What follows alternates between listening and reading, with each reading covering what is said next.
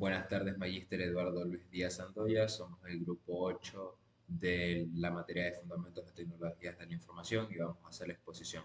El grupo 8 está conformado por Lenín Alexander Arias Reyes, Francisco José Mendoza Villa y Brian Orlando Rivera Cárdenas. Introducción. La tecnología es parte fundamental de la vida diaria y ha evolucionado constantemente junto con los sistemas de cómputo. En esta exposición se analizarán temas como la historia de las computadoras, el hardware y el software, las redes y las plataformas tecnológicas, comprendiendo su funcionamiento e importancia en la actualidad. Historias de las computadoras. Las computadoras surgieron en la década de 1940, impulsadas principalmente por las necesidades militares y científicas de la Segunda Guerra Mundial.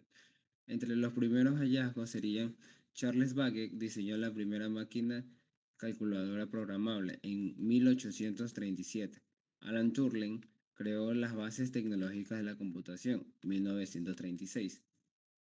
Se creó ENIAC en 1945, la primera computadora electrónica.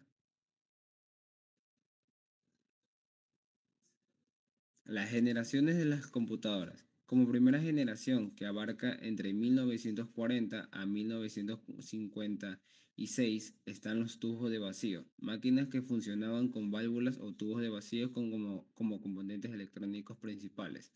Segunda generación, que fue en 1956 hasta 1963, transistores. El tubo de vacío fue reemplazado por el transistor, inventado en 1947. Las máquinas se volvieron más pequeñas y rápidas y confiables. Tercera generación, 1964 hasta 1971, circuitos integrados. Estos transistores se integraron en un solo chip de silicio que fue un gran salto a la velocidad y la reducción de tamaños y costos. Surgen los primeros conceptos como el sistema operativo. En la cuarta generación, que fue de 1971 a 1989, microprocesadores.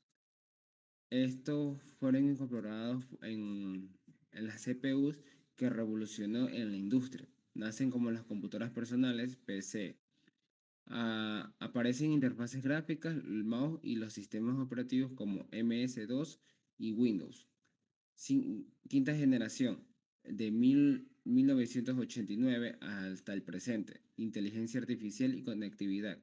Incorporan procesos paralelos, inteligencia artificial, Internet y redes globales. Hardware. Todo componente es considerado como todo componente físico tangible de las computadoras. Determina la velocidad, capacidad y rendimiento del sistema. Entre los componentes principales tenemos la CPU, considerado como el cerebro del computador que ejecuta todas las instrucciones y procesos. La RAM, como la memoria temporal, que guarda el sistema en un solo momento y se borra al apagar. Entre los almacenamientos conocidos tenemos el HDD, disco duro, mecánico lento y de poca capacidad. Los SSD, que suelen ser los discos electrónicos rápidos, resistentes y un estándar actualmente. También tenemos las tarjetas gráficas o también consideradas GPU que procesan la imagen, video y es clave para los juegos, diseños y la IA. Entre los periféricos entre los principales periféricos tenemos los periféricos de entrada, que suelen ser los que se ingresan los datos del sistema, como por ejemplo el teclado y el ratón. También tenemos los de salida, que procesan los resultados al usuario, como el monitor y el impresor. Y los mixtos, que hacen las dos funciones, como las pantallas táctiles y los USBs. ¿Cómo funcionan todos estos componentes? El usuario introduce mediante los periféricos de entradas la información al CPU, las procesa usando la RAM como el espacio de trabajo. Los resultados se guardan en el almacenamiento o se muestran a través de periféricos de salida con el apoyo de la GPU.